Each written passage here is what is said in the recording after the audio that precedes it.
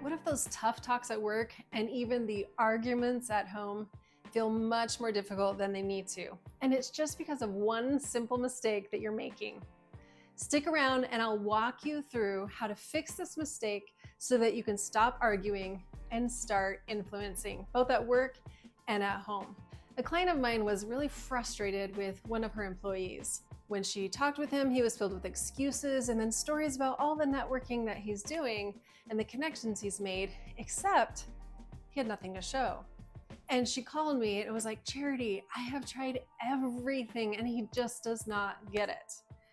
So I asked her this question: what do you want the outcome of the next conversation to be? She had fallen into this trap that many leaders and parents fall into, and that is the belief that the purpose of our conversations is to solve problems or to guide someone. But most of the time when we're having these type of conversations, which seems like a worthy goal, what happens is it puts the other person on the defense. No matter how kindly you say the words, no matter how much you're trying to help them.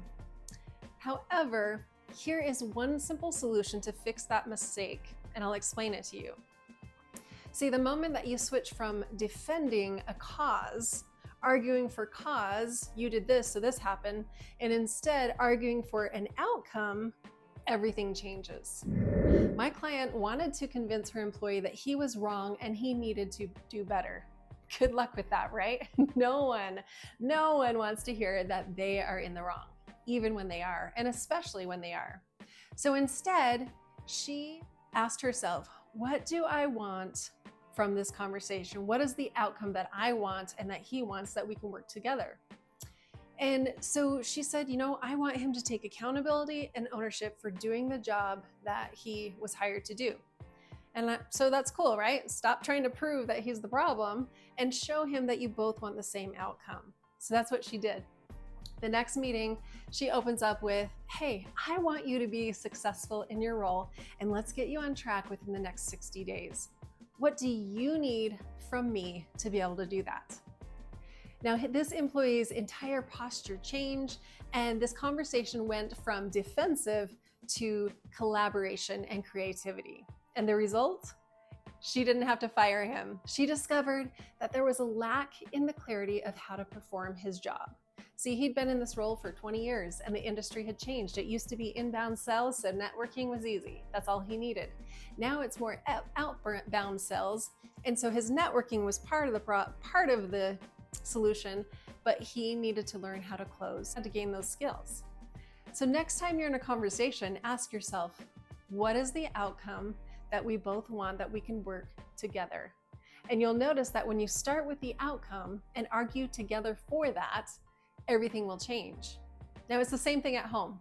Have you ever had a petty fight with your partner or your teenager about who left the fridge open or who left the milk out? Or what about those smelly socks on the counter that your kid left? You're standing there arguing back and forth. Well, I didn't do it. She did. He did. It's not mine. You didn't. Blah, blah, blah, blah, blah. And then hours later, you're Googling, how do I get my teen or my husband to do X, Y, or Z? But here's the same question. What is the outcome that you want? Does it really matter who left the milk out or who opened the fridge? No, not really. It's not like you're going to pin their face on a wanted poster and make an example of them, because you love them and you care about them. And what you both want is food that doesn't spoil, and maybe even a kitchen counter that doesn't include toe fungus. But when we all work toward that same outcome, everyone feels respected and the house isn't a war zone anymore.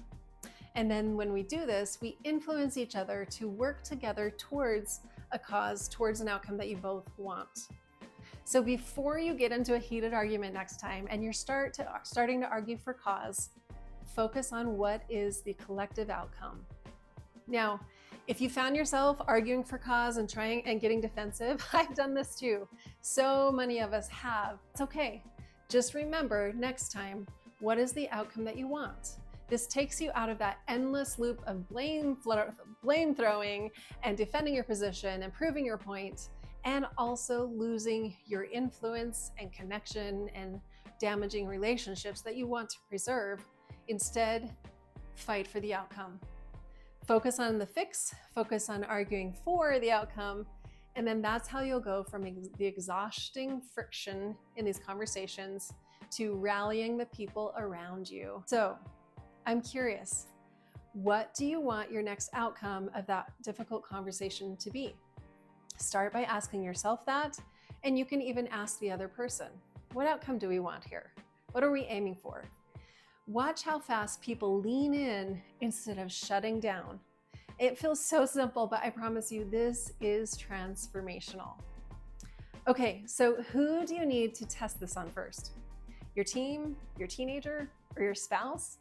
Comment below work if you're gonna try this out at work. Comment below home if you're gonna test this at home.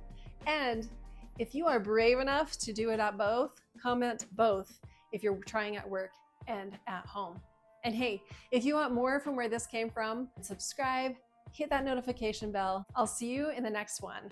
We'll keep our fridge closed and our outcome secured.